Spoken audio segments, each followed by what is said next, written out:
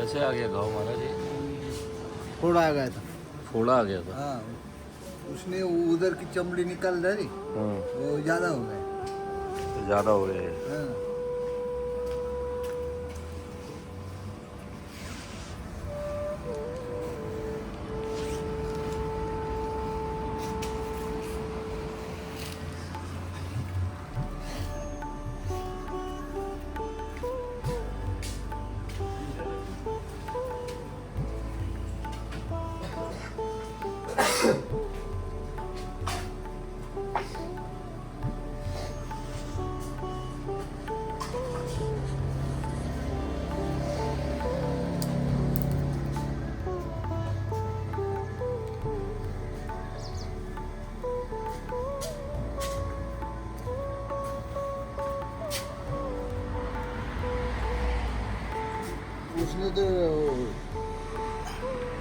उसने पट्टी बांधने की मना किया है। नहीं, पट्टी बांध दो। अब ये आपको कल बिल्कुल आराम। हाँ।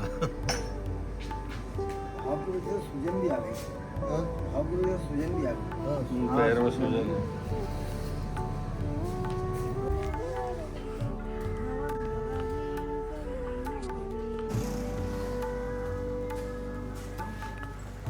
नर्मदे हर है भाई सभी को। और सुबह की है राम राम। फिर गर्मा गर्म चाय का मज़ा ले रहे हैं। और हमें अभी पिपलिया गांव में उसी के आश्रम में वहीं पर आज रात काफ़ी बहुत सारे लोकल से मिल के बात करी। बहुत अच्छा लगा, बहुत अच्छा माहौल था। और पूजा पाठ भी हो चुका है, तो अब हम निकलने लग गए हैं बस।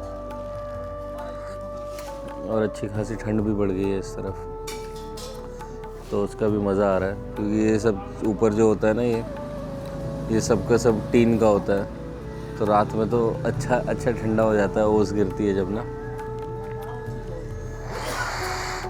तो देखते हैं हम आज का सफ़र हमें कहाँ लेकर के जाता है। आज मैया में कौन सा नया स्थान दिखाती है। थोड़ी देर में निकलेंगे यहाँ से, करते हैं अपडेट। तब तक के लिए नर्मदे हर।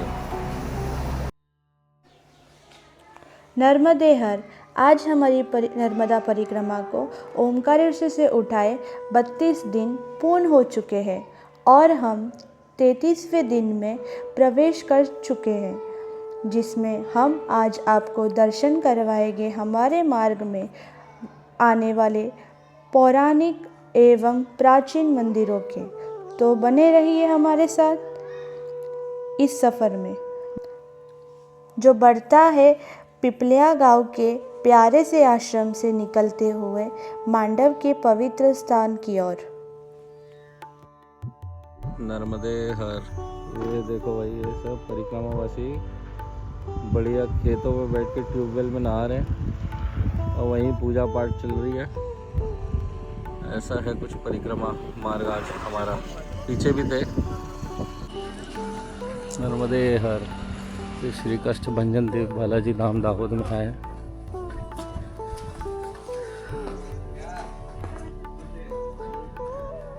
तो ये भी श्री स्वामीनारायण जी का एक मंदिर है जो रास्ते में आता है। तो अब यहाँ के भी दर्शन करते हैं और आपको भी करवाते हैं सुबह सुबह के समय।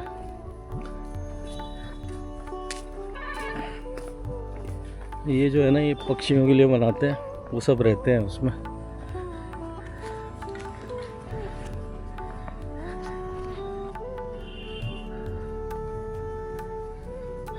मंदिर का व्यू।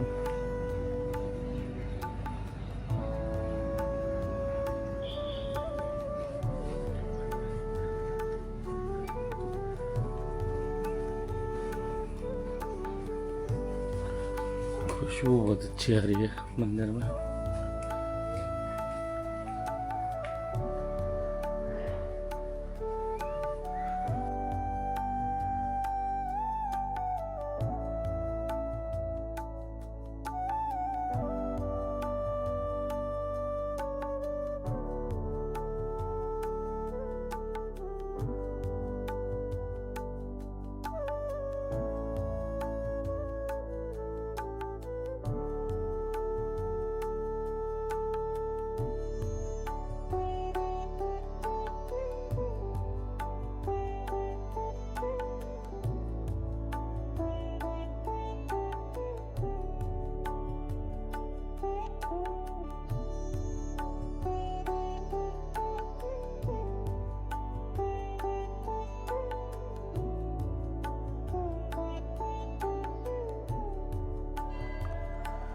श्री कष्टभंजन देव बालाजी धाम मंदिर के दर्शन मात्र से ही आज की सुबह में जान आ गई और कुछ पल आगे बढ़े ही थे कि दोबारा से सिद्धेश्वर हनुमान मंदिर के दुर्लभ दृश्य प्राप्त हुए।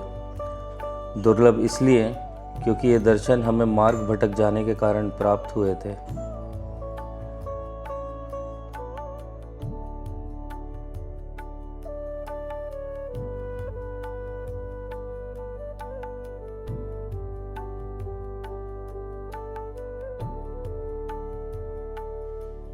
मंदिर में प्रवेश करते साथ हमें भोलेनाथ ने दर्शन दिए और मंदिर की शांति चारों ओर व्याप्त थी।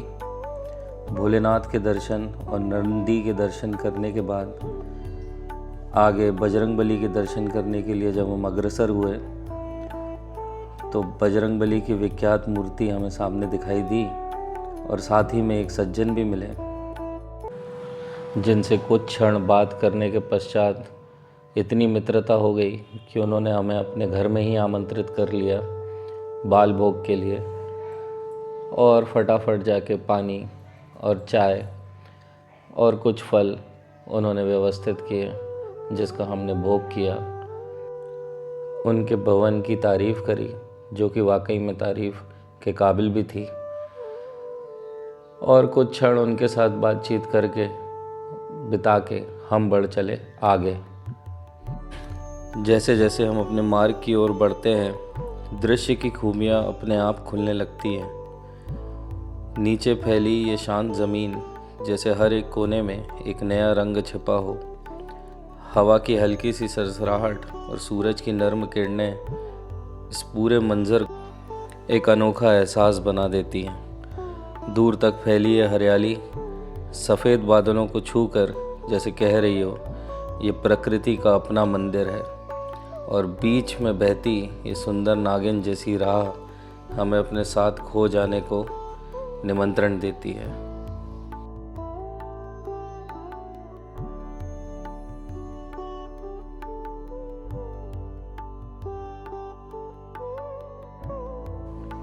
जैसे जैसे हम मार्ग में आगे की ओर बढ़ रहे थे, एकाएक पहाड़ी की चढ़ाई शुरू हो चुकी थी। परिक्रमा वासियों के हाव भाव में थोड़ी थकान तो महसूस हो रही थी, लेकिन मैया का तेज उनके अंदर व्याप्त था और उनके चेहरों पे वो साफ दिखाई दे रहा था।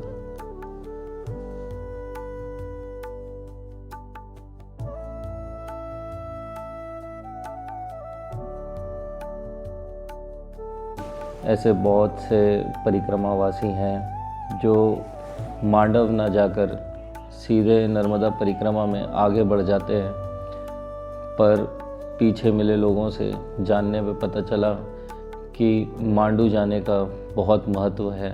यहाँ पे रेवा कुंड है जिसके दर्शन बहुत ज़रूरी हैं, और यदि हम सीधा चले जाते हैं, मांडव नहीं आते, तो हम मैया के इस जल को नाक के चले जाते हैं। मांडू को मांडवगढ़ के नाम से भी जाना जाता है। धार जिले में आने वाले मांडव क्षेत्र में स्थित एक प्राचीन शहर है। यह भारत के पश्चिमी मध्य प्रदेश के मालवा क्षेत्र में स्थित है। यह धार शहर से 35 किलोमीटर की दूरी पर स्थित है।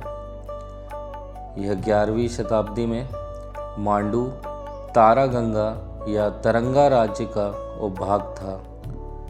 यहाँ परमारों के काल में इसे प्रसिद्धि प्राप्त हुई और फिर 13वीं शताब्दी में यह क्षेत्र मुस्लिम शासकों के अंतर्गत आ गया।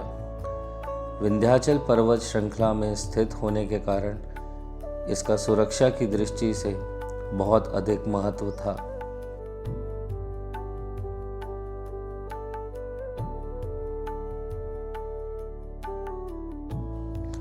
यह प्राचीन शहर अपने समृद्ध इतिहास और भारत के कुछ सबसे शानदार स्थापत्य कला के अद्भुत नमूने समेटे हुए है।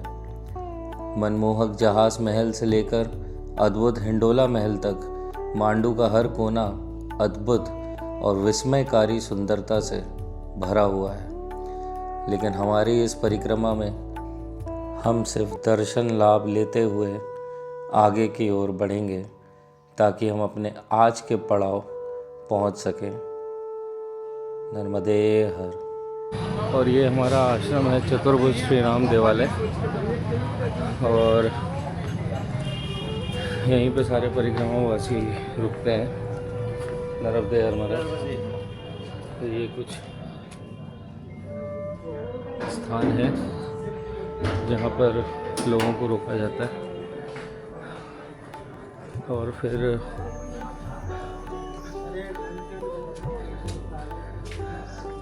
वो खड़ा है हमारा व्हीकल, और यहाँ पूरे में ही विश्राम स्थल है।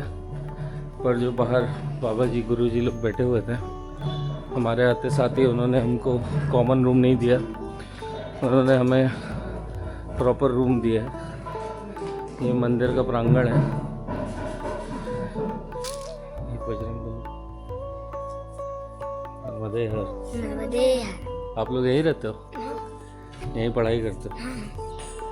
वो जो पीछे स्कूल है उसमें? और रहते भी यहीं हो? रहने वाले कहाँ के हो? कुक्षी मनावर के। कुक्षी के? हम वहीं से तो आ रहे हैं हम लोग भी। मनावर का हूँ। मनावर के हो? और आप? कलड़ीपुर। और आप? अलीराजपुर। और आप? हैदरी। कितने समय से रह रहे हो यहाँ पे? यहाँ पे कब से रह रहे हो? नए हो? और आप? 2 साल होने में। अच्छा। नर्मदे हर। बजरंग बली के दर्शन, और यहाँ पे भी मंदिर है, और हम नहा के आएंगे फिर दर्शन करेंगे। अभी फ़िलहाल ये पूरी जगह देख लेते हैं। यहाँ पीछे भी है जो मैं अभी तक गया नहीं हूँ। बड़े बड़े ढोल, काफ़ी पुराना है। यहाँ पे छात्रावास भी है। जो पीछे बच्चे थे ना, वो सब यहाँ पे पढ़ाई करने आते हैं। अरे वाह, यहाँ तो खरगोश भी है।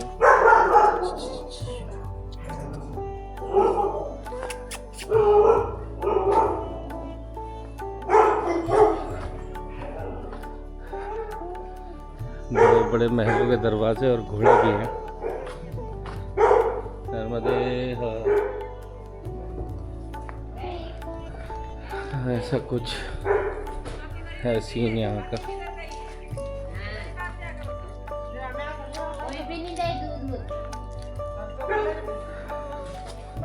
ये एरिया जो है ना, एकदम ऐसे पुराने किले जैसा है बिल्कुल, क्योंकि मांडव में मोस्टली किले ही हैं सारे पुराने।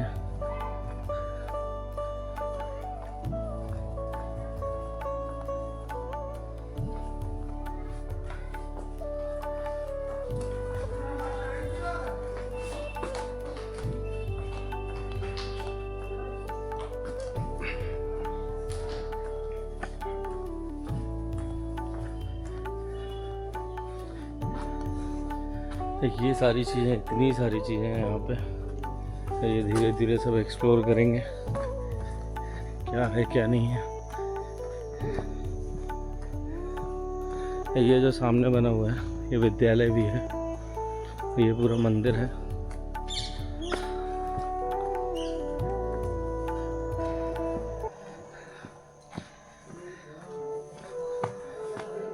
नर्मदे। तो ये पूरा सभागृह है, और ये ऊपर और नीचे पूरे रूम से नीचे क्लासेस हैं। 4th 5th 6th 7th 8th computer कक्ष। फिर हम बाहर आएंगे। ये बहुत बड़ा है भाई आश्रम।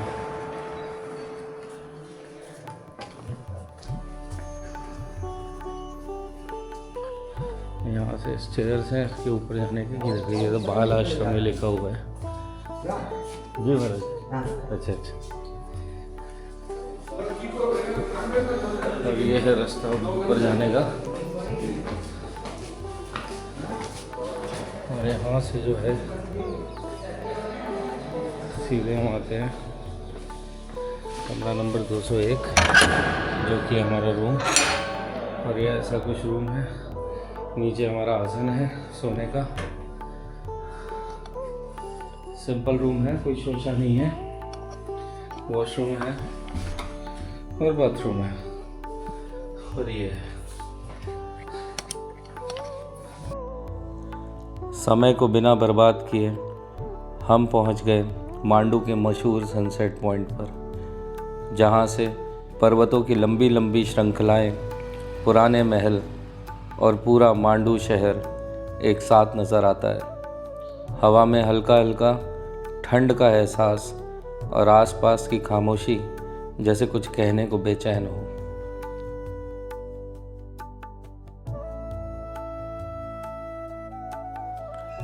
धीरे धीरे सूरज ने अपनी रोशनी को नर्म करना शुरू किया है। आसमां के रंग बदलने लगे हैं, पहले नारंगी, फिर गुलाबी और फिर सुनहरी रोशनी की एक पतली परत पूरे मांडू पर बिखर जाती है। देखिए, वो दूर तक फैली पर्वतमाला, सूरज की किरणें जब उन पर गिरती हैं तो लगता है जैसे पहाड़ भी मुस्कुराने लगे हों। और उन्हीं पहाड़ों के बीच मांडू की विरासती महल, उनके गुंबद, उनकी पुरानी दीवार, सब एक अनोखी चमक के साथ उभर आते हैं। हवा का एक हल्का झोंका आता है, साथ में लाता है प्रकृति की मिट्टी की खुशबू, और इस लम्हे को और ज़्यादा जीवंत बना देता है। जैसे जैसे सूरज नीचे उतरता है, मांडू की खूबसूरती अपने चरम पर पहुंच जाती है। यहाँ का सनसेट सिर्फ देखने लायक नहीं, महसूस करने लायक होता है। आसमां का रंग बदलता हुआ एक अजीब सा जादू रच देता है।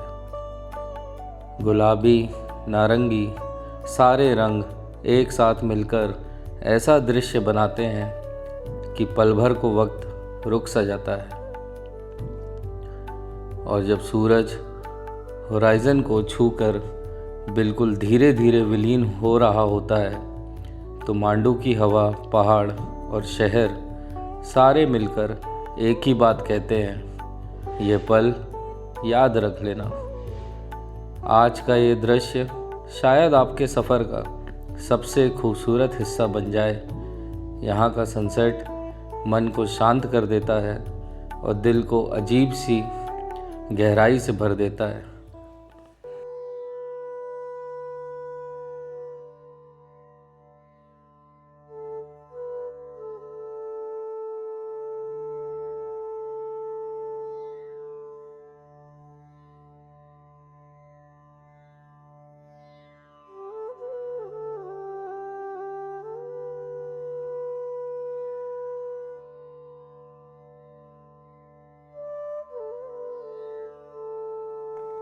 और बिना विलंब किए अब हमें आगे बढ़ना चाहिए आरती की ओर।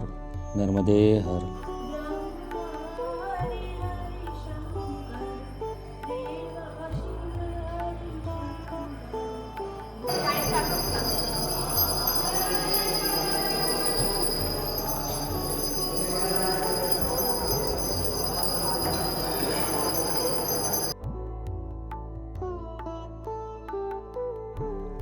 संध्या होते साथ ही आरती करने के बाद हम सीधा पहुंच गए मंदिर के गर्भ स्थल में, जहां पर हमें बच्चों से भेंट हुई और इनके बारे में हमने जानने की कोशिश करी।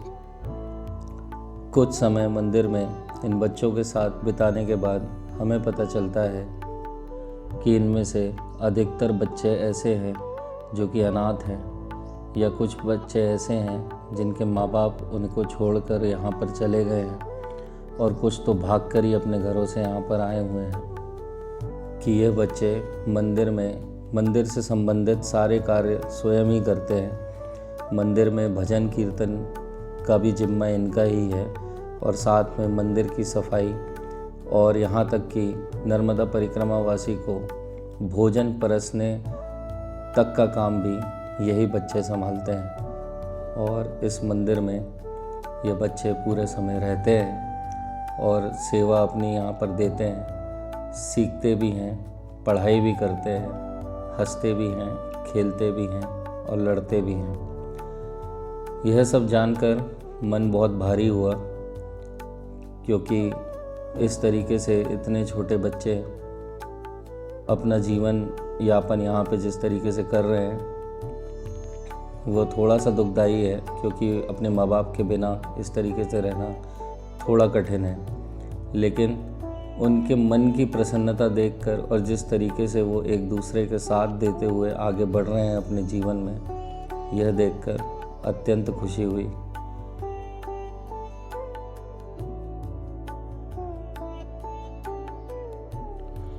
मांडू के इस आश्रम में रहने वाले ये बच्चे जगह जगह अलग अलग स्थानों से आए हुए हैं और इनकी पीड़ा और इनका दर्द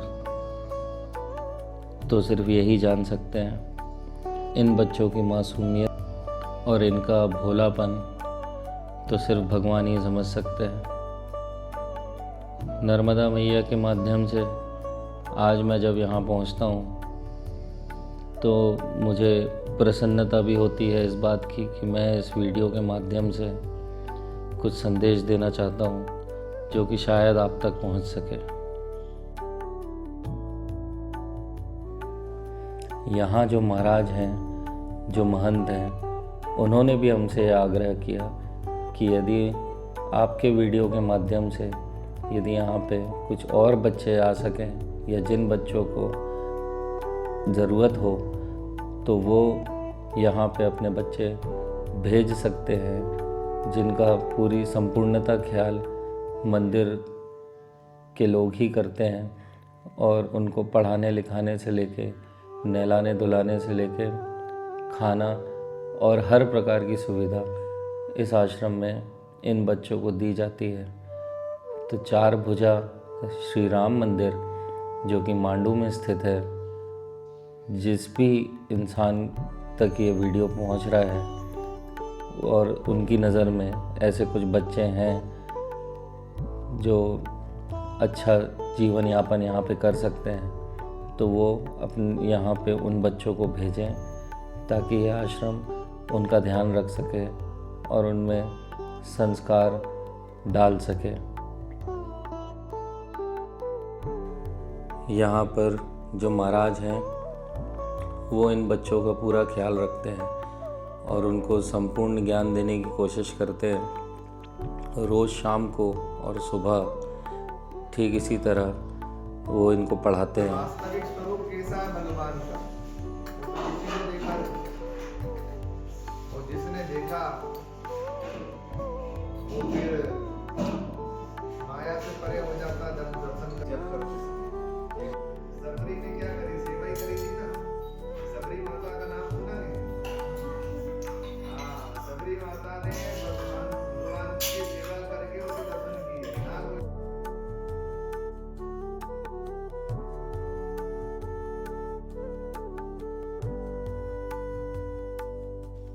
इन छोटे छोटे बच्चों को इस तरह काम करता देख मन तो बहुत दुखी होता है, मगर शायद इन्हें अनुशासन में रखने का ये एक सही माध्यम है।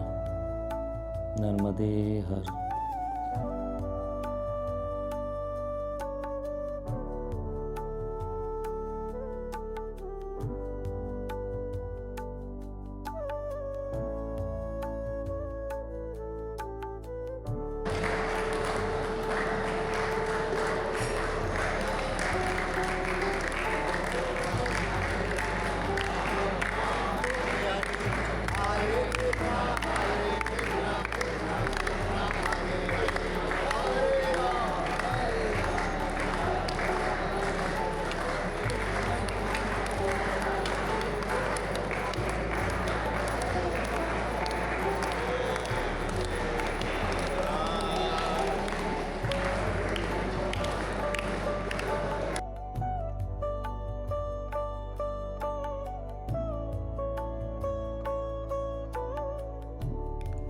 यदि आपको ये वीडियो अच्छा लगा हो तो अपने आशीर्वाद स्वरूप एक लाइक ज़रूर करें और कमेंट करके अवश्य बताएं कि आपको कौन सा हिस्सा इस वीडियो का सबसे अच्छा लगा और किस वीडियो ने आपको हम इस यात्रा से जोड़ा।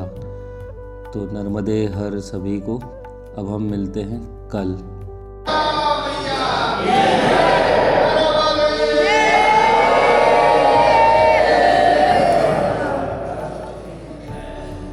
बाबा जितना भोजन लगे उतना लेना थाली में, झूठा किसी को भी नहीं छूटना है। भगवान का प्रसाद है, प्रेम से भोजन करना है। 2 4 10 12 जो जितना खाओ, बाकी झूठा नहीं छोड़ना थाली में।